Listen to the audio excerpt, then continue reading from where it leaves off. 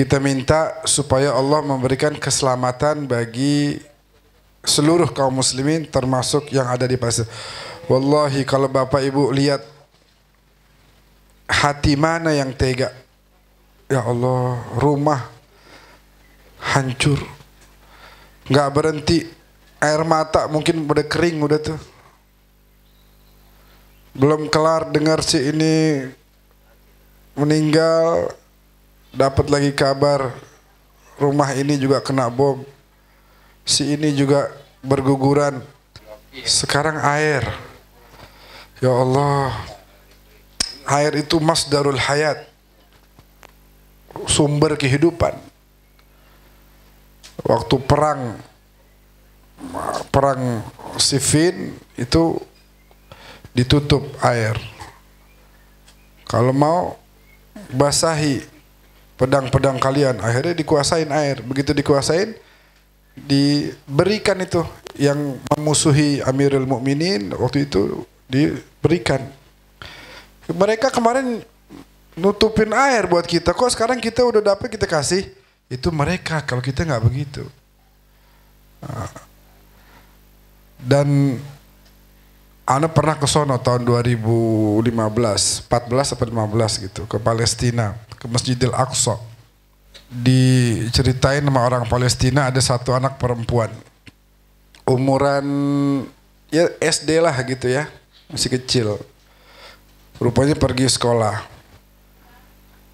Dia di rumahnya itu bapaknya, ibunya, saudara-saudaranya ada di rumahnya. Dia pergi sekolah. Dia pulang dari sekolah, rumahnya udah rata sama tanah. Tuh kampung ribut. Dibuka tembok, diangkat, bapaknya udah berlumuran darah. Tembok situ diangkat, si ibu udah kaku. Adik bayinya, ya Allah, udah menyedihkan sekali.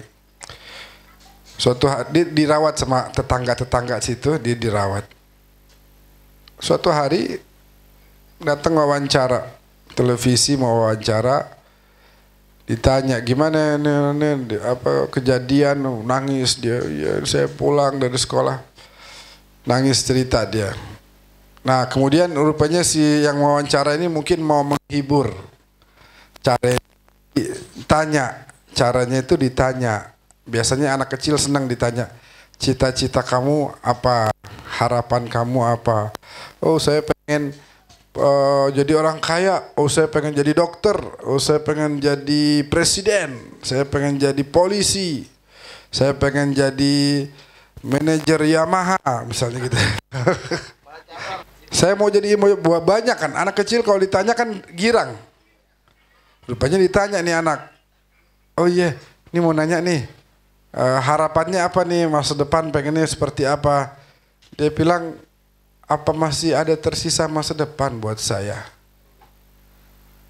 Terus cita-citanya enggak, cita-citanya apa? Cita-cita saya? Cita-cita saya adalah saya pengen kumpul sama keluarga saya lagi. Tapi udah nggak bisa. Bisa dibayangin tuh sedihnya. Saya pengen digendong lagi sama abah saya. Saya pengen disuapin lagi sama ibu saya. Pengen main lagi sama saudara-saudara saya. Tapi udah, kalau kata orang Kalimantan, kada bisa. Kada. Kalau dia bilangnya kada. Kada bisa. Kada da. Ulun. Kalau ulun saya. Orang Kalimantan kalau ngomong ulun. Saya. Kalau kamu pian. Kalau ngomong kecil, ngomongnya halus. Jadi pengalaman lagi nih, beda bahasa luar biasa.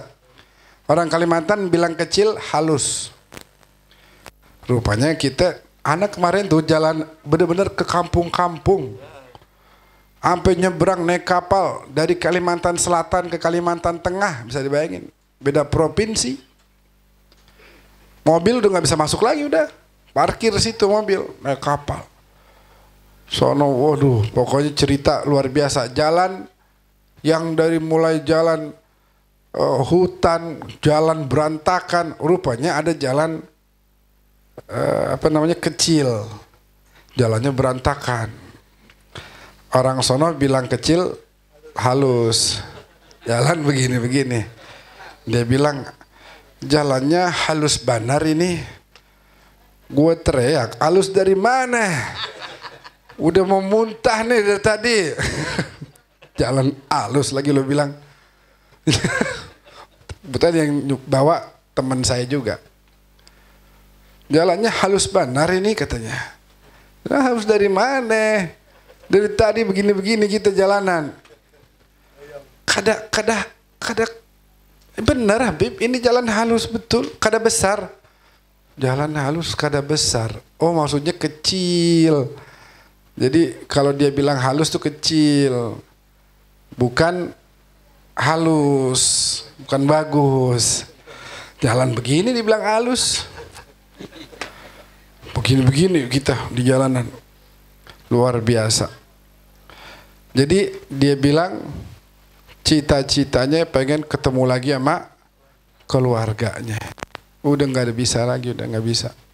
Maka nggak ada alasan buat kita untuk tidak mendoakan mereka. Mathalul mu'min fi tawaddihim wa tarahumihim kamathalil jasadil wahid.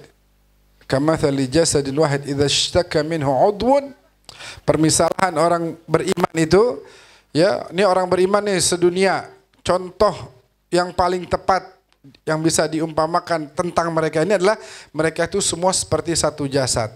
Yang kalau ada satu merasa sakit, yang lainnya juga akan merasakan. Gigi sakit misalnya, wah kita uring-uringan semuanya. Bukan cuma sini yang sakit. Pala pusing, tangan kita, kaki kita jadi susah mau tidur, mata juga kan merasakan mau tidur susah. Wah macam-macam. Nah, ketika yang di sana lagi sakit, di sini harus merasakan. Itu aqallul iman. Yang paling bagus tuh bantu secara langsung. Kata Nabi, kalau enggak bisa di sono, paling enggak ente kirim minyak dah buat ngidupin lampu di sono. Katanya begitu kata Nabi. Nah, maksudnya untuk bisa menghidupkan suasana di negeri Palestina itu, baik hidup secara sosialnya, ekonominya dan lain sebagainya. Maka hadirin yang dimuliakan oleh Allah, doain, tolong doain. Yang pada punya media sosial nih, jujur-jujuran aja, kita ada dosa di media sosial. Kita suka bikin dosa di media sosial. Hapus tuh dosa dengan cara share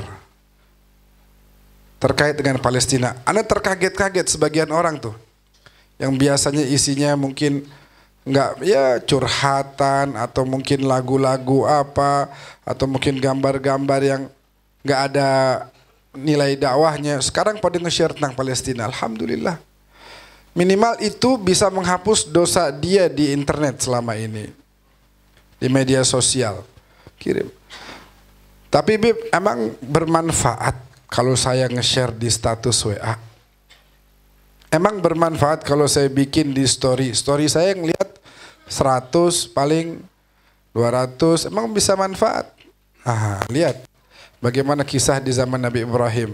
Ketika ada satu semut yang bawa air tuh, mau memadamkan api yang mau dilempar Nabi Ibrahim ke situ, ditanya, mau ngapain? Bawa air nih, mau madamin api. Emang bisa?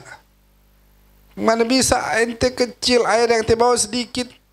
Kata semut, paling enggak dengan begini, Allah tahu saya itu ada di posisinya Ibrahim, bukan di posisi musuh-musuhnya Nabi Ibrahim. Jadi biar sedikit, itu jadi bukti di hadapan Allah. Kedua, terkadang ente nge-share yang ngelihat kadang sedikit katakan, tapi ada yang tersentuh. Ya Allah, kesian banget lihat video begitu. Akhirnya dia baca doa, berkat ente kirim status doang tuh. Dia angkat tangannya, dia kirim Fatihah. Kalau dia nggak ngelihat status ente, dia nggak kirim doa. Nah berarti apa? Ada manfaatnya. Wallah, sekarang orang karena belum tahu aja. Anda mikirin tuh, lagi ngeliat video ibu-ibu didorong pakai pistol begitu, sampai jatuh sama tentara Israel. Anda lagi mikir kalau itu ibu Anda gimana tuh? Ibu Anda lagi ini sama tentara Israel didorong pakai pistol begitu. Ya Allah, masa Anda mau diem? Ini kan ibu kita juga nih. Sesama umatnya Rasulullah sallallahu alaihi wasallam. Kenapa kita nggak merasakan kesedihan itu?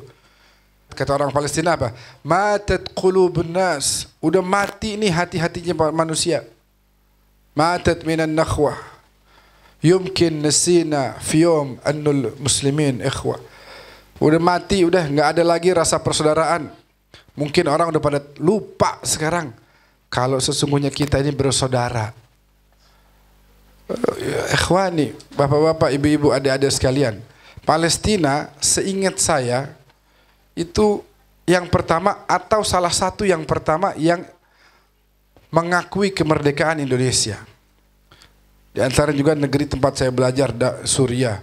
Itu juga di antara yang awal-awal buka kedutaan di Suriah itu dari tahun 1940-an. Jadi habis merdeka nggak lama langsung buka kedutaan. Diakui kemerdekaan kita oleh Syria, Palestina itu sebelahan tuh. Dia menghargai kita. Dia sangat mendukung kemerdekaan kita. Kita juga harus dukung dong. Kalau nggak bisa minimal sekarang ke sono, mau ke sono gimana, bingung, perang dan lain sebagainya. Ya minimal doa. Ente punya rezeki lebih nih, sekarang ada nih orang pada galang dana. Anak kirim paling cuma bisa 20.000 Habib. Emang bisa ngebantu? Wallah bisa buat makan satu orang di sana. 2 orang mungkin, satu porsi 10.000 bisa buat makan. Jangan pernah merasa sedikit, karena ketika kita ngasih dengan tulus dan ikhlas di sisi Allah sangat besar. Jangan pernah mengatakan 10.000, buat apa 10.000? Tapi kalau anak kirim 10.000, Ustadz Jamil 10.000, Arifin 10.000, semuanya 10.000, jadi besar. Makanya semampu kita bantulah, ya. Semampu kita bantu mereka. Jangan sampai hati kita kemudian hilang kepedulian.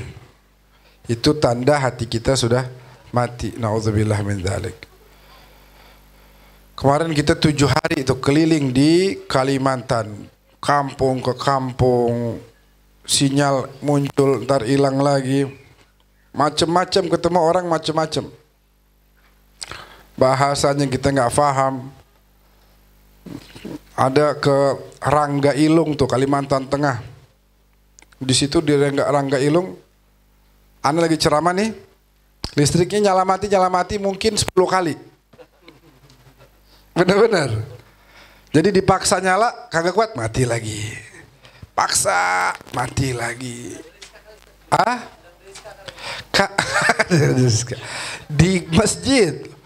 Di masjid panas banget. Panas kan, Kalimantan ini kan lagi memang panas. Ditambah lagi memang lagi musim panas sono. Tambah lagi daerah sono sebagian hutan kebakar, kabut dan lain sebagainya, asap. Jadi udah panas, makanya kipas dinyalain semua di masjid. Rupanya nggak kuat, mati lagi. Ntar dibiarin, ini tungguin, nyalain lagi, kipas udah pada mati, kepanasan kan, nyalain lagi tek, mati lagi. Mau nggak dinyalain kepanasan, ya kan? Tapi kalau dinyalain mati. Begitu. Cuma di desa Rangga Ilung itu yang hebat apa? 100% muslimin. 100%. Nggak ada mobil di sono. Ente jangan mengharap ada mobil di situ. Halus. Karena jalanannya halus-halus di sana. Kecil-kecil jalanannya. Sepeda ame motor. Udah kalau udah punya motor udah paling kaya udah. Nggak ada mobil. Apalagi Yamaha. Apalagi Yamaha. Anak ketemu di satu tempat ini cerita, kalau cerita mungkin sekian 15 tahun, 20 tahun lalu, dulu di tempat ini namanya Pelai Hari. 20 tahun lalu tuh masih hutan, masih banyak hutan. Sekarang udah lumayan lah berkembang. Di situ ada perkumpulan lucu nih, Anda dengar lucu. Yang cerita polisi, Anda nginep di rumah satu polisi di situ. Dia cerita, ini kebetulan dia tugasnya bagian ketemu masyarakat. Ada satu kelompok masyarakat yang kalau malam bahas Nur Muhammad. Pokoknya dia selalu bahas Nur Muhammad. Nur Muhammad, cahaya Muhammad, syai'un qadim, sesuatu yang telah ada sebelum segala sesuatu itu ada.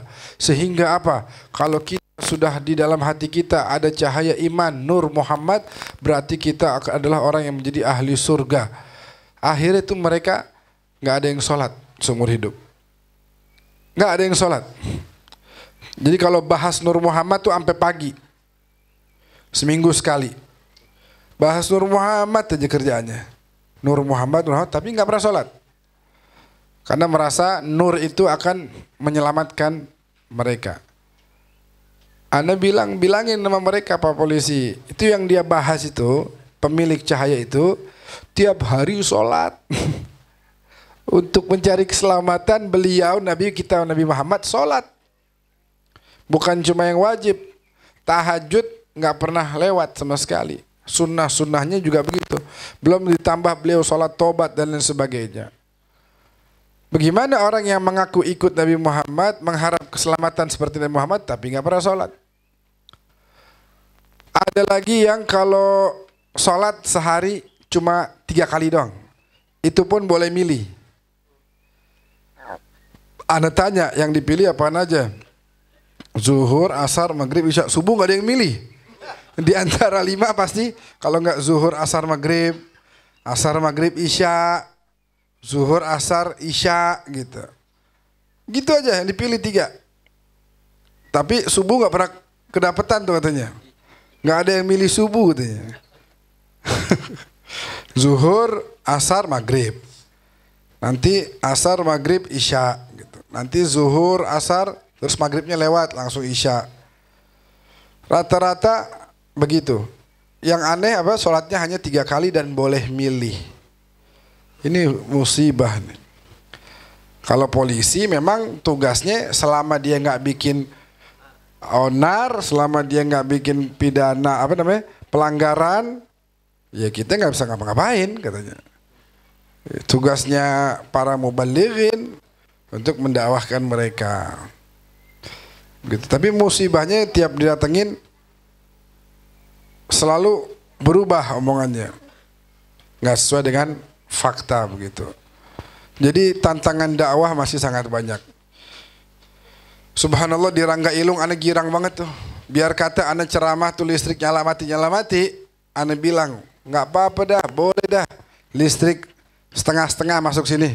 Tapi Islam udah 100% masuk sini. Bayangin, semua beriman sama Nabi Muhammad, semua beriman. Dan semua tuh rumahnya di atas laut gitu, pinggiran laut. Jadi pakai kayu. Kayunya kayu apa namanya? Kayu yang kuat tuh pokoknya. Hah? Ulin. Ulin, kayu ulin benar. Kayu ulin panas kuat, hujan air kuat. Dingin apa semua pokoknya kuat dia. Nggak rapuh dia. Subhanallah, kita kemarin datengin warga-warga yang semangat dalam bersolawat. Orang sono hobinya solawatan. Dan terkenalnya kalau solawatan itu selalu teriak. Ya maksudnya teriak semuanya. Ya Sayyidi, Ya Rasul, semua teriak. Coba antum lihat tuh Gosidah Banjar, Solawat Banjar, Abah Guru, Guru Sekumpul. Itu yang backing vokal semuanya teriak semuanya tuh. Dan ternyata mereka itu yang mengambil satu makalah perkataan ulama yang mengatakan fa inna raf'as sauti fi salati ala Rasulillah, sesungguhnya mengangkat suara dalam membaca salawat kepada Rasulullah, dzalika yuzilun nifaq, yang demikian itu menghilangkan sifat munafik. Subhanallah.